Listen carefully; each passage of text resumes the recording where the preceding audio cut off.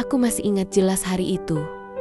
Ketika tanpa sengaja, aku membuka pintu kamar mandi kos, dan di dalamnya ada seorang pemuda sedang mandi. Sekejap mataku terbelalak, jantungku nyaris berhenti. Bayangan gambar itu terus menghantuiku siang dan malam. Aku tak percaya dengan apa yang kulihat gambar itu, yang dulu selalu memberi warna dalam hidupku. Terpampang jelas di depan mataku, dan sampai akhirnya mengubah seluruh hidupku. Sebelum saya melanjutkan kisahnya, aku ingin tahu dari daerah mana Anda menonton video ini. Tulis di kolom komentar. Aku, Nita. Sejak suamiku pergi untuk selamanya, hidupku berubah sepi. Aku masih muda, tapi status janda membuatku sering merasa terasing. Orang-orang melihatku baik-baik saja, karena kenyataannya aku tak kekurangan apapun. Suamiku meninggalkan warisan sebuah kos-kosan yang cukup besar, dan dari situlah kebutuhan hidupku terpenuhi. Namun uang ternyata tak mampu mengusir kesunyian yang menghuni dadaku. Setiap pagi aku menyapu halaman kos, mendengar riuh rendah tawa anak-anak muda yang tinggal di situ. Kadang aku tersenyum melihat mereka, kadang aku iri pada keceriaan mereka. Aku hanya bisa menyembunyikan perasaan itu di balik wajah datar. Malam hari ketika semua penghuni kamar sudah terlelap, aku justru duduk sendirian di ruang tengah, ditemani suara jam dinding yang berdetak lambat. Seolah-olah waktu sengaja mempermainkan aku agar aku semakin sadar betapa kosongnya hidupku. Banyak dari anak kos yang diam-diam memperhatikan aku. Aku tahu mereka mungkin hanya kagum pada paras dan penampilanku. Usia muda membuatku masih terlihat menarik di mata mereka. Ada yang sering mencuri pandang saat aku lewat. Bahkan tak jarang ada yang sengaja melemparkan godaan kecil.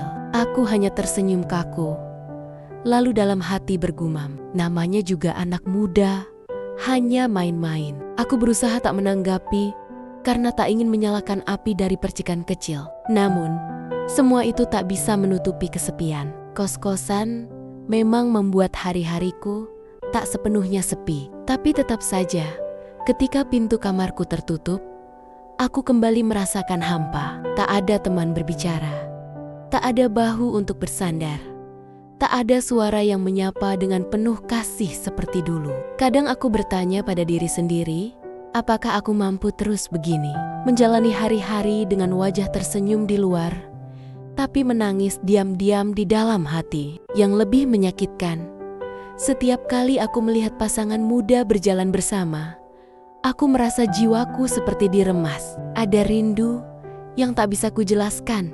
Rindu akan sentuhan, perhatian, dan cinta.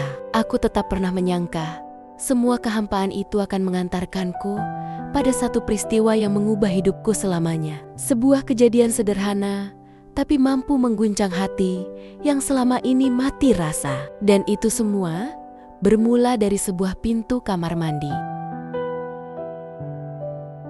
Hari itu, pagi terasa lebih terburu-buru dari biasanya. Aku bangun kesiangan, padahal ada urusan yang harus kuselesaikan. Karena kos-kosan hanya memiliki satu kamar mandi yang digunakan bergantian. Biasanya, aku menunggu hingga semua anak kos berangkat kuliah atau kerja baru aku masuk. Tapi kali ini, aku tidak punya banyak waktu. Dengan langkah cepat, aku menuju kamar mandi sambil membawa handuk di bahu. Suara di kos sudah sepi. Aku yakin semua sudah pergi. Tanpa berpikir panjang, aku langsung memutar gagang pintu dan membukanya. Sekejap kemudian, mataku membelalak. Ada seseorang di dalam. Seorang pemuda, tubuhnya masih basah oleh air, dan aku sempat melihat sesuatu yang seharusnya tak kulihat. Ya Allah, seruku sambil buru-buru menutup pintu. Wajahku panas, tanganku gemetar. Aku merasa marah sekaligus malu. Kenapa tidak dikunci? Aku berteriak dari luar. Suaraku bergetar menahan emosi. Yang dari dalam terdengar suaranya lirih dan tergesa-gesa. Maaf Bu, saya lupa. Saya kira tidak ada orang lagi. Aku berdiri kaku di depan pintu. Jantungku berdegup kencang tak karuan. Rasa marah itu nyata, tapi ada sesuatu yang lain menyusup diam-diam ke dalam diriku. Gambar yang tadi kulihat seakan tertanam di kepala, menolak pergi. Aku menggeleng keras-keras mencoba menghapusnya. Tapi justru semakin jelas setelah pemuda itu selesai. Ia keluar dengan wajah tertunduk handuk, menutupi tubuhnya. Aku hanya melirik sekilas, lalu segera berpaling. Wajahku masih memanas, entah karena marah, malu, atau sesuatu yang tak berani kuakui.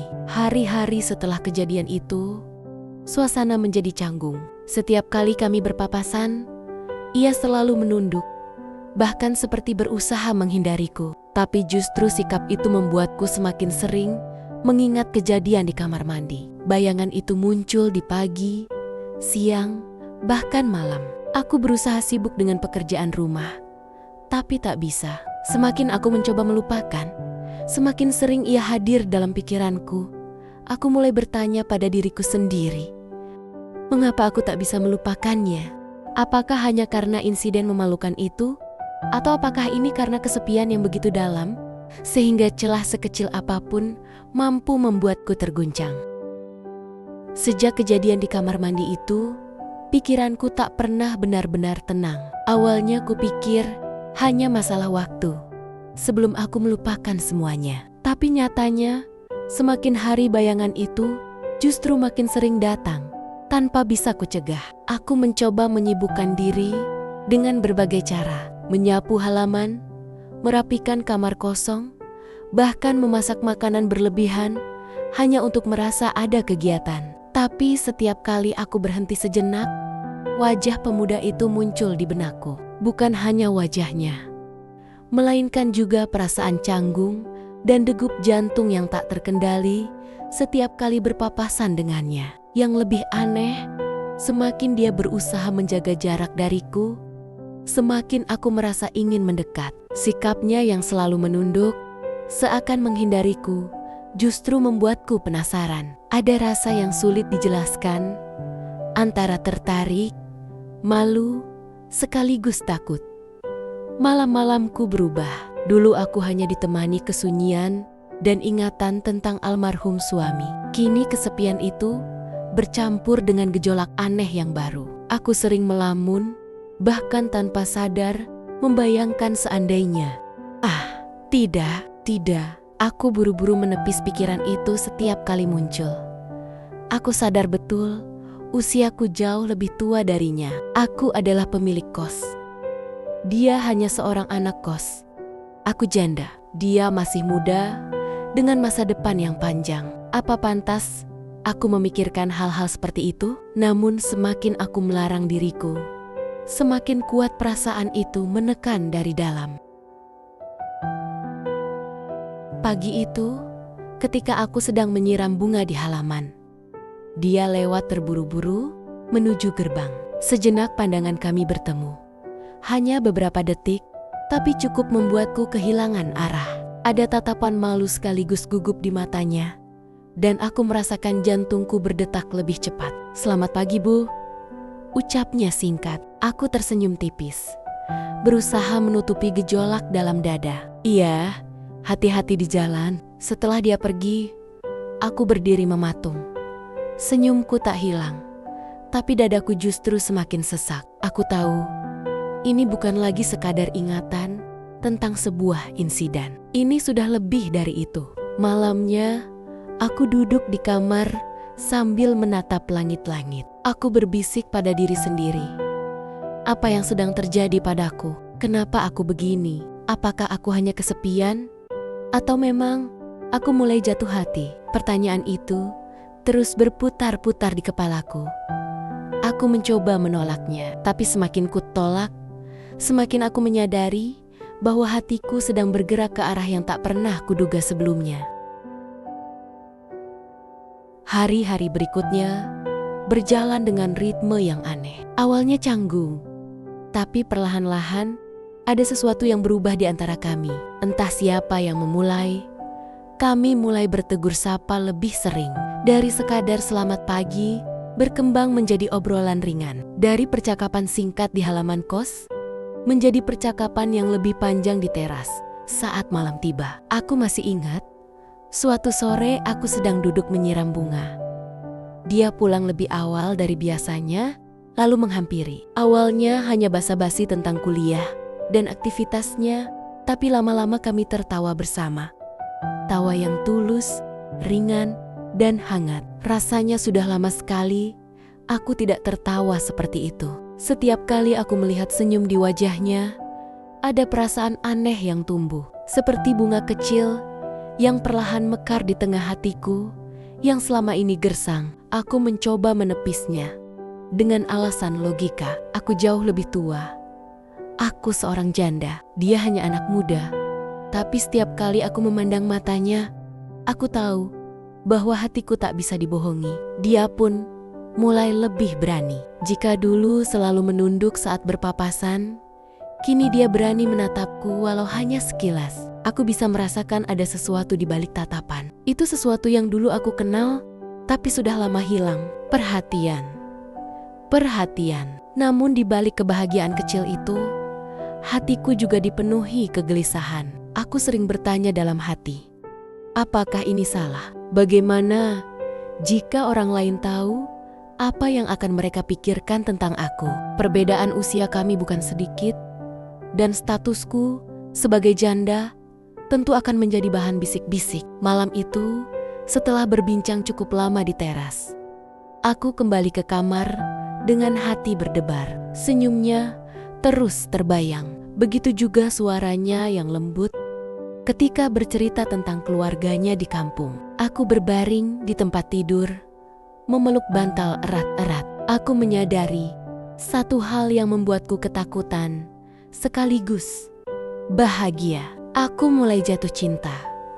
Cinta itu tumbuh diam-diam tanpa aku sadari. Bermula dari sebuah insiden memalukan, kini berubah menjadi benih perasaan yang semakin sulit aku pendam. Dan aku tahu cepat atau lambat aku harus memilih. Menekan perasaan ini dalam-dalam atau memberanikan diri untuk jujur. Meski resikonya besar, aku tak lagi bisa menahan gejolak di dalam dada. Semakin hari perasaan ini semakin kuat, hingga membuatku gelisah setiap malam. Aku tahu ini bukan sekadar kekaguman, bukan pula sekadar pelarian dari kesepian. Aku benar-benar jatuh hati padanya. Namun rasa takut menghantui pikiranku. Bagaimana jika dia menolak? Bagaimana jika dia merasa jijik atau menganggapku hanya seorang wanita kesepian yang salah menafsirkan perhatian? Lebih dari itu, aku takut dengan cibiran orang-orang. Apa kata dunia jika seorang janda muda seperti aku jatuh cinta pada anak kos yang usianya jauh di bawahku? Malam itu, aku memberanikan diri. Setelah semua penghuni kos masuk kamar, aku mengetuk pintu kamarnya. Jantungku berdegup begitu kencang. Rasanya ingin pecah. Saat pintu terbuka, aku melihat wajahnya yang terkejut. "Bu, ada apa?" tanyanya dengan suara pelan.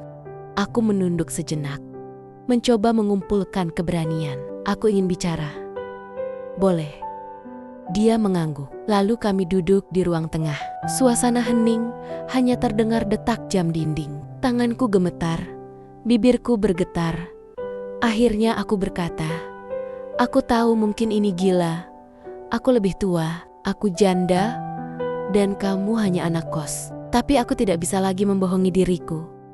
Aku menyukaimu."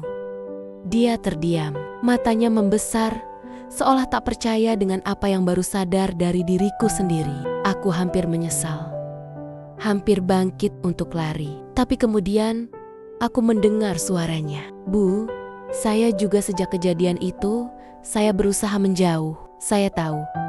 Tapi semakin menjauh, semakin saya merasa kehilangan. Aku juga menyukai ibu." Saat itu, air mataku menetes, bukan karena sedih, melainkan karena lega. Rasanya seperti beban berat yang selama ini menekan dadaku akhirnya runtuh. Kami berdua saling menatap. Ada rasa malu, ada rasa syukur, ada kebahagiaan yang tak bisa dijelaskan dengan kata-kata. Beberapa bulan kemudian, kami memutuskan menikah. Banyak orang terkejut, tak sedikit yang mencibir. Perbedaan usia kami terlalu jelas untuk diabaikan. Tapi kami memilih untuk tak peduli. Aku sudah terlalu lama hidup dalam bayang-bayang kesepian. Kini untuk pertama kalinya sejak ditinggal suamiku, aku kembali merasakan arti bahagia. Hari-hariku tak lagi kosong. Aku tak lagi duduk sendirian di malam hari, menatap jam dinding yang berdetak lambat. Kini aku ditemani seorang suami yang jauh lebih muda, tapi mencintaiku dengan tulus. Aku belajar bahwa cinta tak selalu datang dari arah yang kita duga. Dan terkadang ia muncul dari luka, dari kesepian, bahkan dari sebuah insiden yang memalukan. Kini aku menjalani hidup baru. Meski usia kami terpaut jauh, kami bahagia. Dan bagiku, itu sudah lebih dari cukup.